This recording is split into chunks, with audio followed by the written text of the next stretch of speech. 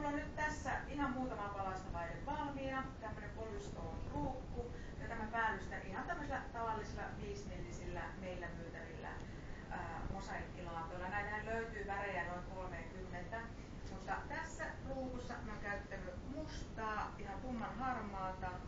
Sitten mulla on muuta efektiä täällä tommosista hopeisista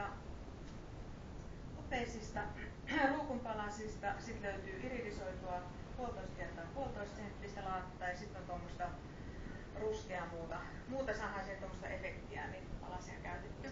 Ja ruukku on nyt kohtapuolin saumausta vaille valmis. Mä itse käytän tämmöisissä ruukuissa ja kohteissa eniten tätä Kiilon Kerafix kaakeliliimaa. Tää on tarpeeksi tahmeeta, palat ei lähde valumaan, kun tässä on vähän tämmöistä kolmiulotteisuutta ja tavallaan pystyseinääkin tehdään välillä, vaikka ruukkua voidaan käännellä.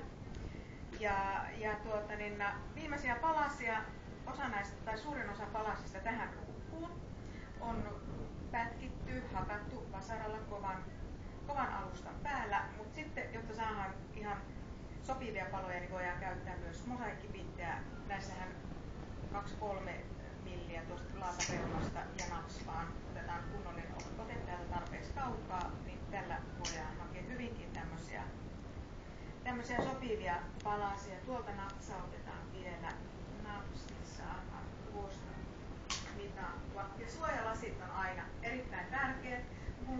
Mulla ei tässä nyt ole, koska mä rikoin täällä ruukun takana, mutta suojalasit ehdottomasti aina pilkottaessa laattoja joko vasaralla tai pitteellä. Ja sitten otetaan, tuosta löytyy nyt tähän kohteeseen sopiva palanen, otetaan vielä pikkusen tuolta pois.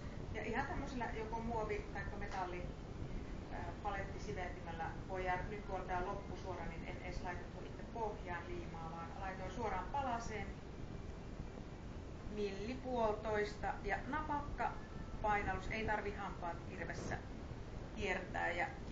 Ja siinä se on. Ja nyt kuivumista vaille tää valmiina. Seuraavaksi tähän, kun tämä on vuorokauden toi kaakeliliima aina tarvitsee sitä kuivumisaikaa vähintään, niin kunhan tämä ruukku on kuivunut sen vuorokauden, niin sitten seuraavaksi näytetään teille se saumaaminen. Tää tulee saumatuksi semmoisella 3-komponentti epoksiviivalla. Ja hei, nyt voidaan myös sitten signeerata näitä meidän omia töitämme. Eli SH niin kuin omat nimikirjaimet. Se tuo sitä yksilöllistä työtä. Ja ei kun vaan ideoimaan ja tekemään omia ruukkuja. Hei hei!